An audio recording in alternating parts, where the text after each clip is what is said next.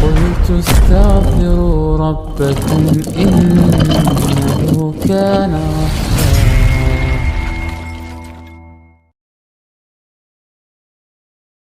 Tidak boleh bagi siapapun yang melakukan zikir dengan jumlah bilangan atau dengan cara tertentu yang tidak pernah dicontohkan Rasulullah SAW dan para sahabatnya.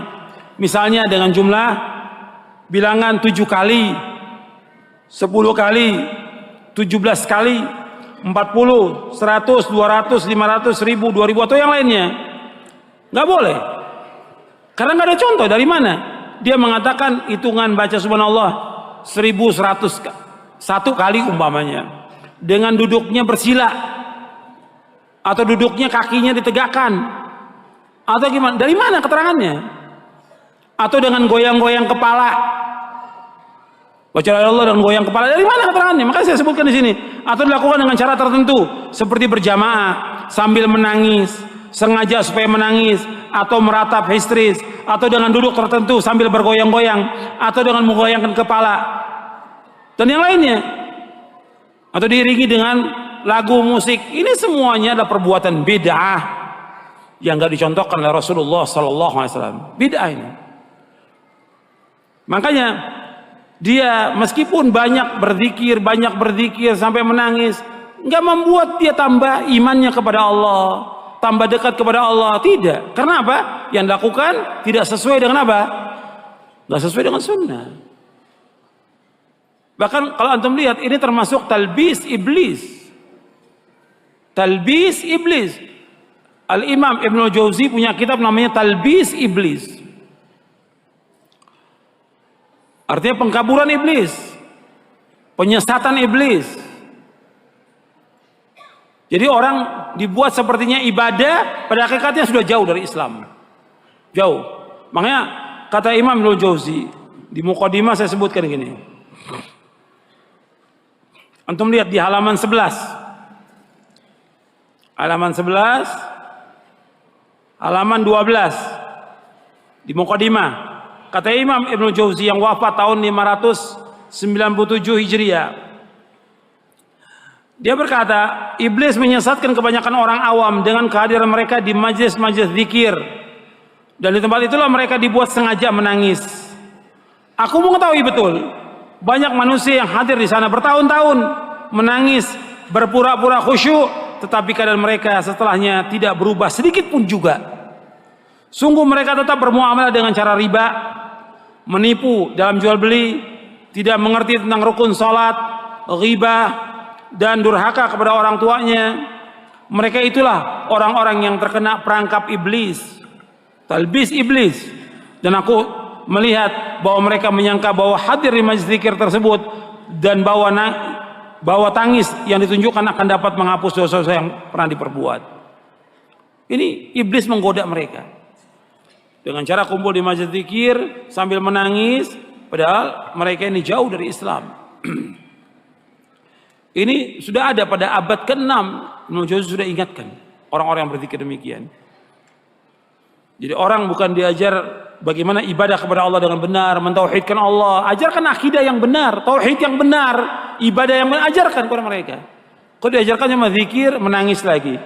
Nanti ketemu lagi bulan depan, zikir lagi, menangis lagi. Lantas gimana mereka mendapatkan ilmu yang benar dari Quran dan Sunnah? Nggak dapat ilmu, cuma zikir nangis, zikir nangis. Apa Islam cuma zikir nangis? Ajarkan mereka ilmu yang bermanfaat, al-ilmu nafi' wal amal salih.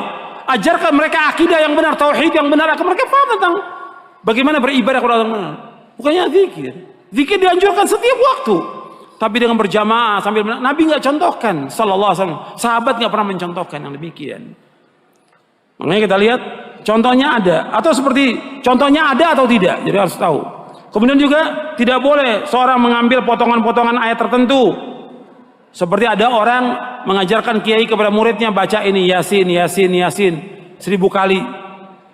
Supaya apa? Bisa kebal. Dari mana keterangannya? Atau baca Ya Latif, Ya Latif, Ya Latif. Supaya apa? Bisa hilang.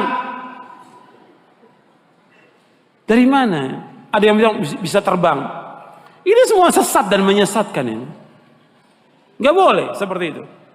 Jadi harus sesuai dengan contoh yang diajarkan oleh Rasulullah Sallallahu Alaihi Wasallam. Jadi nggak boleh juga seorang membuat doa-doa atau zikir-zikir tertentu. Kiai atau ustadz atau habib dia buat sendiri doanya, zikirnya dibagi murid-muridnya. Ini kalau kamu mau selamat, ini amalan yang paling baik ini. Ada nggak yang begitu? Ada. Nggak boleh. Dia telah menjadikan dirinya sebagai apa? Sebagai Tuhan, pembuat syariat. Antum lihat ayatnya, antum lihat di sini. Allah berfirman dalam surah Asy-Syura ayat 21, "Am lahum syuraka'u syara'u lahum minad dini ma lam ya'dzan bihi Allah." Apakah mereka mempunyai sesembahan selain Allah yang menetapkan aturan agama bagi mereka yang tidak diizinkan oleh Allah SWT? Gak boleh mereka membuat sesuatu yang baru dalam agama ini yang gak ada contoh dari Rasulullah. Apakah bentuknya zikir atau doa tertentu atau bacaan tertentu yang kata mereka bisa menyelamatkan manusia? Gak bisa. Bab ini satu yang baru dalam agama, kata Nabi, "Man ahdatsa fi amrina hadza ma laysa minhu fa huwa radd." Barang siapa mengadakan sesuatu yang baru dalam agama kami, tertolak. Amalnya tertolak. Dan Nabi bersabda, "Iyyakum muhdatsatil umur fa inna kulla muhdatsatin bid'ah wa kulla bid'atin dhalalah."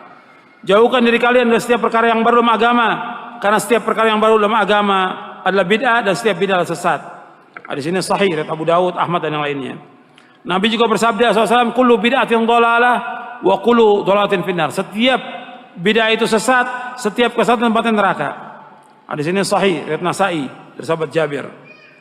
Setiap orang yang mengadakan sesuatu yang baru dalam ibadah seperti doa dan zikir tertentu yang tidak ada sunnahnya dari Nabi SAW, maka ia berdosa dari 4 segi.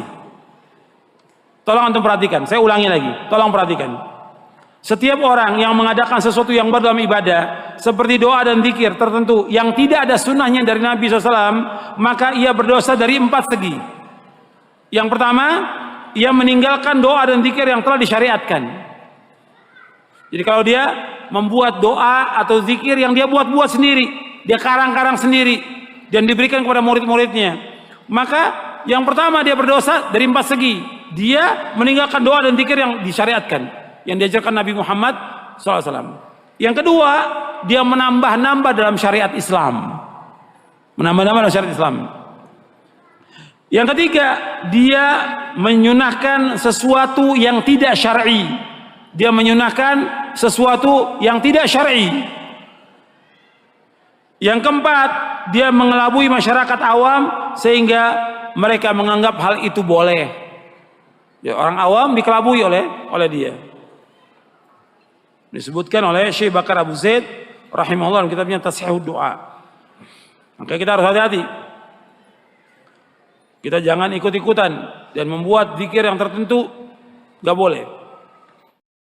فقلت استغفروا ربكم إنه كان غفارا